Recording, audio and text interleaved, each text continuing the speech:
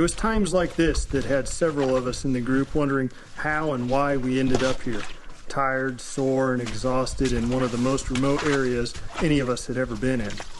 We found ourselves in the heart of Woodland Caribou Provincial Park, a remote wilderness untouched by modern man, days away from any access point or another human.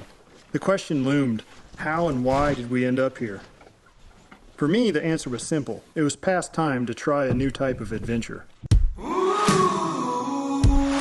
Follow along on our journey and expect to witness the remarkable geology, rich history, and wildlife in the area, and see the dynamic landscape our route covered.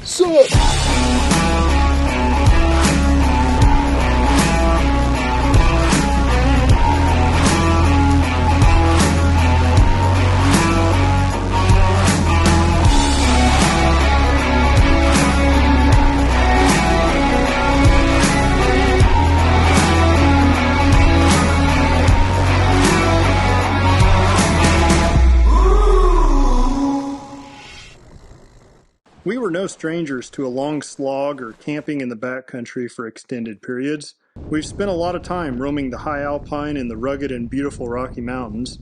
We have hiked many hundreds of miles and spent countless days chasing native cutthroat trout and the coveted golden trout. Some of us were no stranger to paddling trips either, ranging from canoeing the Rio Grande to multi-week-long self-guided rafting trips through the Grand Canyon. But none of us had ever went on this style of canoe trip in the Northwoods before. Our combined experience made canoe tripping sound like an appealing new kind of adventure to try. In our initial research, our focus was primarily on the two renowned U.S. destinations, the popular Boundary Waters Canoeing Area wilderness and the Voyageurs National Park area. With visitation exceeding 150,000 some years, the Boundary Waters were busier than what we were really looking for this trip. In our quest for an alternative, we turned our attention northward, just beyond the Canadian border to Quetico. It seemed to be a promising alternative with roughly 20,000 visitors a year. Researching further, though, we started to learn about Woodland Caribou Provincial Park further to the north. With fewer than 1,000 visitors each year over an even larger area, and its considerable isolation provided by neighboring parks and reserves, Woodland Caribou seemed to promise the wilderness experience, complete with the solitude we'd been searching for. So we started planning, reading everything we could get our hands on, scouring the online forums, and poring over the maps. My Woodland Journeys webpage has a really great free map that we found very helpful while planning our trip and even navigating out in the field. We settled on a loop out of Lino Lake. I suppose it's technically a lollipop, but the handle is really short, so I'm calling it a loop. Day one was from Lino Lake, through Bunny Lake, Three Bears Lake, East Lunch Lake, and ended at Lunch Lake, for supper actually. This was a fairly easy day without much wind, and all well-worn portages, comparatively speaking anyways. Most of the day was spent going through unburned mature boreal forest with only 5 portages and 1 beaver dam. It was a great spot for us to quite literally get our feet wet. We embarked on this trip as a crew of 5. Picking a crew for a wilderness adventure is a somewhat critical part and is much like buying a used car. What you see outside merely suggests what you get inside. Only miles of driving under a variety of conditions will tell you the true nature of the beast. At a minimum, a good canoe crew has an investment in the safety, joy, and well-being of all of its members. Meet Dylan, a seasoned angler and avid outdoorsman. He's a tried and true adventurer, known to keep spirits high when the going gets tough. Dylan's idea of social media is Reddit. He probably won't watch this video. As an added bonus, he has extensive experience keeping Amanda's husband in check. Emily is a bona fide paddle junkie. While she prefers whitewater with named rapids large enough to carry a full campsite kitchen, she was 100% on board with trying the whole portage 40 times in one trip thing. Joe, perhaps not as average as advertised, has a respectable outdoor adventure resume. With a well-rounded outdoor portfolio, and being my personal canoeing instructor, his experience added insurance, not liability, to the crew. Amanda, an all-around trip gamer and experienced extended stay backcountry camper, nervously accepted the invitation to embark on our first canoeing expedition. And myself, just some guy that likes to see cool stuff outside, complain about shortcuts, and maybe stir the pot once in a while. We entered the 2016 Red Lake Fire area and camped on a nice little island on Lunch Lake. Most of this island has been burnt, except for a little bit on the west end. This was my first ever island camping experience, and I have to say, I was instantly hooked. There's just something pretty cool about camping somewhere your vehicle, let alone feet, can't take you. The first part of the trip, there was a full moon that would rise just as the sun was setting, making it seem almost light all night. On day 2, we paddled out of Lunch Lake to Jake Lake, and then through a few smaller, no-named lakes on our way to Mexican Hat Lake. We woke up to smoke setting in from a fire further up north. After catching a few northerns, we broke camp and moved on from Jake Lake. We originally planned to take the long way to Mexican Hat Lake through Burnt Rock Lake, but a strong southwest breeze with white caps on Jake Lake convinced us to take the shortcut.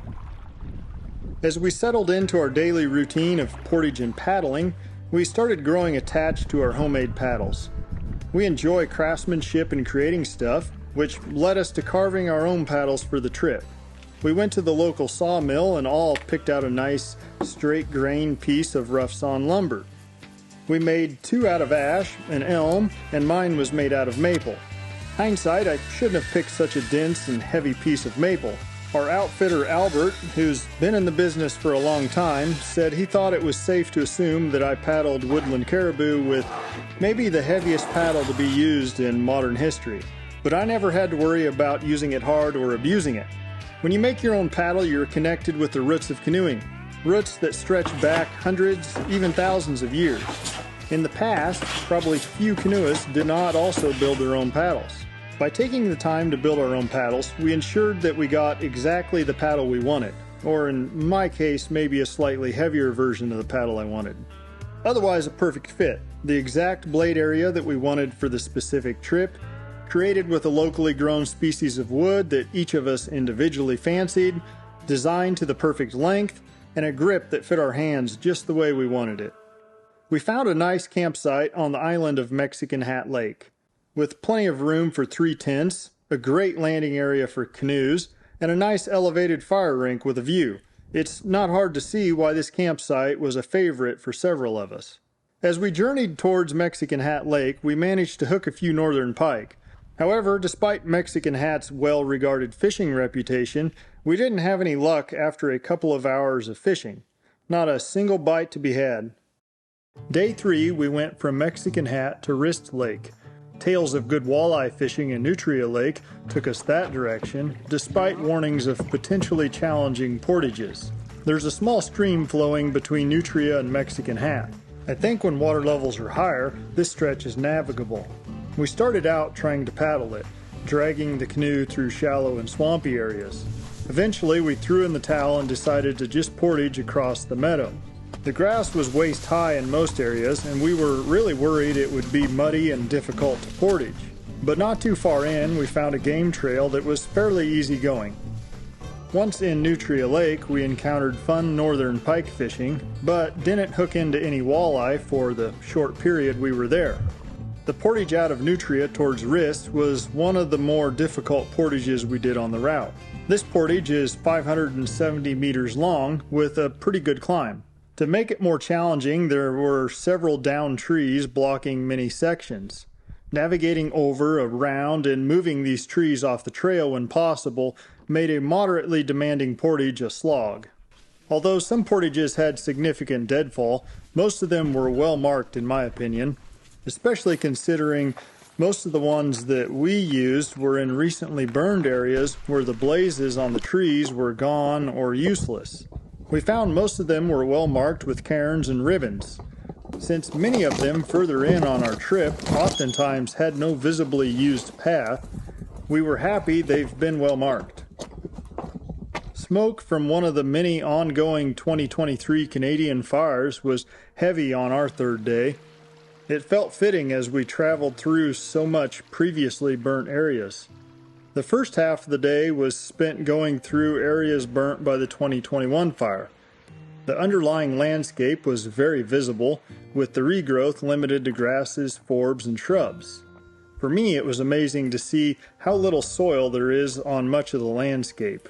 It's hard to believe the magnitude of growth supported by these little areas with shallow soil. During the later part of the day, we went through an area burned in 2015.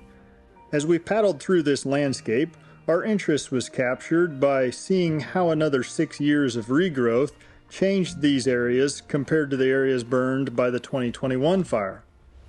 The once charred terrain now bore significant signs of renewal, with young jack pines, birch, and aspen trees starting to come back.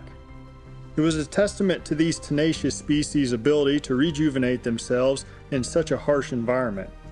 Looking at the extent of the recently burned areas in Woodland Caribou Park is shocking. The combination of rapid fire suppression for many decades, along with budworm infestations killing large swaths of jack pines, has led to a decade of very large and devastating fires. Without periodic fires burning up deadfall and overgrowth, the forest started to stockpile fuel. Then, once the budworms killed large stands of jack pines, there were areas that were essentially an overflowing tinderbox. Under those conditions, a single bolt of lightning could start an enormous fire capable of burning up anything in its path. It was remarkable to me seeing just how many islands, many hundreds of feet from shore, were totally burned. The third evening, the sun completely disappeared before reaching the horizon. Detectable with a camera, but the glow and the outline of the sun was indistinguishable as it neared the horizon. We camped on a small island in Wrist Lake. Dylan and I spent several hours trying to catch a lake trout, but all we found were more northern pike. We rounded the day off with a campfire and making some popcorn for the birthday girl. She even graciously shared with the rest of us. Day 4 was a short paddle from Wrist to Welkin Lake with only one portage. This portage was 300 meters and parts were unusable due to the large number of downed trees. We did most of this portage through the rocky stream bed. The portage ended in a small stream labeled on the map as muddy. We were able to avoid the muddy areas, paddled a lot of the stream, and had sandy footing in the areas that we needed to get out and walk the canoe. Like the portages, the campsites were very overgrown and clogged up with deadfall. The trail crews have a tremendous amount of ground to cover and have a significantly increased workload with so many fallen trees in the burned areas. We were told that they have been focusing their limited time and resources on clearing portages and haven't been able to attend to campsites as well as they have in the past. So we found some of these areas that had showed little to no use to have choked up campsites. Personally, having to clear some downed trees and clean a place up a bit to camp feels far more like a wilderness adventure than pitching your tent on well-worn ground and scrounging for firewood in areas picked clean. We found an island campsite that required only minimal effort to clear deadfall and make room for our 3 tents. More importantly, its immediate topography made it a relatively safe spot for the anticipated lightning. That night, our expectations were met as a thunderstorm rolled through, accompanied by intermittent rain that persisted well into the following morning. Given the weather conditions and people's appetite for some downtime, we decided to remain at our campsite for a second night and take the opportunity to rest and get some fishing in. Some of us dedicated considerable time to fishing in Welkin Lake, yet we were unsuccessful at breaking the unbroken streak of catching northern pike exclusively. Nonetheless, our efforts were rewarded with fast pike fishing action and lots of them being in that fun catching size. Welkin featured an intriguing cluster of close-knit islands, creating a picturesque and unique environment unlike any I've ever explored before. Our chosen campsite was situated on one of the islands in the heart of the cluster. The campfire rink was situated atop an elevated rock, offering a scenic place to spend a couple of evenings. One of the neatest things about the cold front that brought the rain was how the migratory birds responded. The days leading up to it, we would see a pair of geese and sandhills cranes here and there going on their own business. Then, when the cold front came through, they were all gathering in migration formation and starting to move south. It was pretty cool to see the birds we watched migrate through Nebraska literally starting their migration journey. We also saw a lot of other birds on our trip. Some others we were able to identify were many bald eagles, kestrel, merlin, swans, flicker, hairy woodpecker, kingfisher, lots of loons, spruce grouse, and the ruffed grouse. Surprisingly, with all the cool birds we saw, I think my favorite turned out to be one of the most common, the loons. It was the unique harmony of their calls that made them particularly captivating, especially as their tremolo and wailing picked up during the evenings and the mornings. Other wildlife we were able to see included several moose, a group of otters, a marten, beaver, red-sided garter snake, and leopard frogs. For the most part, we didn't try to capture any footage of the wildlife, knowing how it would end up looking on an action camera. Near the outlet of Welkin Lake, we noticed a spot with a large collection of freshwater mussel shells. We looked around a bit for hints, but couldn't figure out if it was a raccoon or what type of animal commonly fed here. Unfortunately, we weren't able to see any bear, wolves, wolverine, lynx, or mountain lions. This wasn't a huge surprise, as we traveled fairly noisily visiting with one another. But I was surprised we didn't even see any bear signs, as I know black bear are pretty common in the area. Also not a big surprise, but we didn't see the park's namesake, the boreal woodland caribou. Through researching this trip and visiting with local experts, we learned that the woodland caribou are in a pretty tough situation with some serious headwinds. Their habitat and food source is highly dependent on the healthy stands of mature boreal forest. The canopy of these mature forests create the perfect balance between letting enough but not too much filtered light through for caribou moss to thrive. Caribou moss is actually a lichen and is an essential food source for woodland caribou during the long winter months. But of course, the scale and severity of forest fires has seriously reduced this type of habitat. The fires have also created more areas for grass to grow, which is great for the moose. And more moose mean more wolves, and the caribou struggle to deal with large numbers of wolves. To further stack the odds against the caribou, there is a lungworm parasite infecting them. Infected animals have a harder time breathing and tire quickly, making them easier prey for the more abundant wolves and bears. On day 6, we left Welkin and headed down to South Aegean. We went south from the east end of Welkin through a couple of no-name lakes. The first 2 portages were through a 2005 fire, which had a lot of deadfall on the trail. The burnt trees seemed relatively small, making us wonder when the area had burned previously to the 2005 fire. The second portage was a longer 490-meter portage. The end of this portage was fairly overgrown and marshy. Otherwise, most of the trees were small enough to move off the trail or could be navigated around. By day 6, many people in the group were yearning for more green and mature forest again. Myself, on the other hand, was thoroughly enjoying the readily visible geology and the stories the landscape had to tell. The foundation of this wilderness lies in the ancient bedrock of the Canadian Shield. The Canadian Shield is the ancient nucleus of the North American continent. Some of the oldest known rocks on Earth are in the Canadian Shield, with rocks going back to the Archean eon. This bedrock is primarily composed of highly metamorphosed granite, gneiss, and schist. These rocks are generally quite resistant to weathering and erosion, but have been subject to intense and repeated glaciation. The topography of the landscape reflects the interplay between rock resistance and glacial action, with areas of relatively weaker rocks having been eroded to lower elevations and more resistant rocks forming topographic highs. Therefore, the distribution of lakes strongly reflects patterns of rock resistance. Faults and bedding layers in the rocks tend to cause more lakes in the shield to be long and narrow. The handiwork of glaciers, which once blanketed this region, is evident in the smooth, undulating hills and countless pristine lakes that dot the park. Looking closely, one can see rocks polished smooth by glaciers and even glacial striations on many.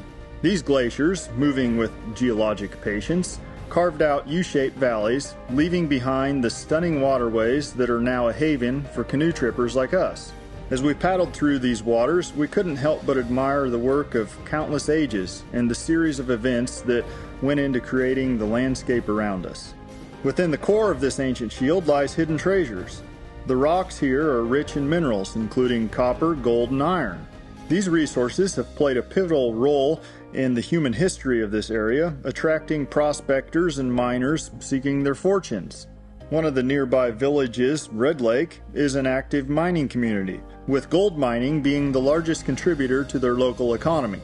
Long before the glaciers carved the landscape we now see, towering granite cliffs and rocky formations tell the story of intense geological pressures and volcanic activity that shaped the region over eons. They stand as silent sentinels bearing witness to the ever-evolving story of woodland caribou. As we arrived in South Aegean Lake, we started searching the island-riddled lake for a good campsite. We found a nice location on a small, mostly unburnt island. Day 7 started with an unusual sighting, a sunrise. Until now, the majority of mornings had been either clouded over or obscured by smoke, making it challenging to enjoy the sunrise. So this morning, I felt a sense of renewed optimism, hoping this marked a change in luck. With aspirations of finally landing a lake trout, I paddled off to catch northern pike for a couple of hours. Day 7's route took us out of South Aegean over to Paul Lake. This was a day we were all eagerly looking forward to because we had equal number of portages as pictograph sites. The pictograph sites are typically found along the rugged shorelines of the park's many lakes, often in sheltered rock overhangs or caves, which means they're conveniently situated in places where they can still be observed today from a canoe. The pictographs are primarily composed of onamia, an Ojibwe word for red ochre, a chalky red mineral that was mixed with animal and fish oils used to record their stories of power, medicine, and celebration. These picture writings are found on rock faces throughout the park and are considered to be spiritual sites. It is customary, when encountering a pictograph in the woodland caribou, to make a small offering of tobacco and to ask the munido for permission to pass. The munido were the spirits that inhabited every special place on the landscapes. They were thought to have lived in the rock. We ended day 8 at Paul Lake, finding a nice place to camp on an island not far from the second pictograph site. This island still had plenty of ripe blueberries, which we took advantage of and added to our breakfast on day 8. We saw a ton of blueberry plants all along our route, although most of them were finished up for the season. On the 8th day of our journey, we paddled a course from Paul Lake to Bunny Lake, concluding our loop and retracing our steps along the handle section of the Lollipop. Remarkably, from the outset of our adventure until this juncture, we had encountered just one fellow paddler, a solo canoeist, whom we met early on the first day. Before leaving Paul Lake, we saw one more canoe with a couple of people occupying a nice elevated island campsite towards the east end. Throughout the trip, we saw several float planes, yet during our entire 9-day expedition, we encountered only 3 fellow paddlers. I found the series of portages between Paul Lake and Elephant Lake to be my least favorite of the trip. Not because they were hard or offer lackluster scenery, quite the opposite really. The path was well worn, relatively well cleared, and mostly easy going. The first section to the west was even quite scenic. What moved this series of portages to the bottom of my list was the sheer number of portages in such a short section, with the added burden of trying to avoid the poison ivy in some parts. It felt like it took forever to make it through because we were constantly loading and unloading our canoes. To further delay, most of the landings didn't have enough room to accommodate our group of 3 canoes, so whenever we weren't spaced out accordingly, we spent quite a bit of time waiting on others in the group. The second to last portage in the stretch on the east side had quite a bit of poison ivy, alongside as well as right in the middle of the trail. Albert had given us a heads up about this, so luckily we were on the lookout and able to walk very slowly through this section, carefully placing every step and avoiding it. This was the only annoying plant we encountered on our loop. In addition to the blueberries, we also saw lots of raspberry plants, some cranberries, ferns, whitewater lilies, Labrador tea, and many other plants outside our vocabulary. Labrador tea was used to make tea by the Native Americans. Due to warnings regarding potential side effects, we were not brave enough to try any ourselves. Trees we frequently observed included jack pines, spruce, balsam fir, paper birch, common juniper, and aspens. After finishing up the long series of portages, we were rewarded with seeing the unburnt, mature boreal forest again. We'd come full circle in our loop and the regrowth cycle. Treated to sunshine and green boosted the morale of the group as we paddled to an island towards the north end of Bunny Lake to spend our last night. I'm sure it was a combination of being close to an access point and a beautiful location, but this was the first campsite that we stayed at that showed many signs of being used. It was a long ways from well-worn, but you could tell it had been used some in recent history. You may have noticed we camped on an island every night of our trip. This wasn't exactly planned and certainly wasn't necessary, but we were thoroughly enjoying the island life. Avoiding islands in the springtime is one of those things visitors can do to help the threatened woodland caribou out. In the spring, woodland caribou go to the islands to calve. The park doesn't currently have designated camping areas, but we heard that it's something that they would like to change in the future to eliminate camping on specific islands that are known calving grounds for the caribou. Our trip was in the fall, but we still limited our campsites mostly to very small islands without much cover. Day 9 was the most beautiful day yet, making the inevitable ending of our trip harder for me to confront. All we had left was the short paddle out of Bunny and snake through Lino Lake back to the entry point. I headed out into the morning fog rising off Bunny Lake, knowing it was my last chance to catch a lake trout. I have personally made a list of native North American freshwater salmonoids that I would like to catch, and I've yet to get a decent picture of a lake trout. The lake trout, not actually a trout at all, but rather a char, is a native voracious predator in many of the lakes in woodland caribou. The species represents an ancient evolutionary line that has been restricted to fresh water for so long that it's lost its ability to live in the sea. The lake trout have well-developed teeth for taking prey fish that are up to 1/2 their own body length. They commonly live to be 25 years old, but have been known to live well over double this. While probably the least colorful char, I was still expecting to land one in its native waters for a picture on this trip. But as our trip was coming to an end, all I could catch on Bunny Lake were more northern pike. As we paddled back to Lino Lake access point to wait for Claire to come pick us up, I tried to soak up every last little bit of scenery and worked on coming to terms with my poor lake trout fishing performance. I did the typical fisherman routine of coming up with excuses related to things outside my control, like poor timing with the cold front that came through during our trip. But then I had the realization that unfinished business just means that I get to come back.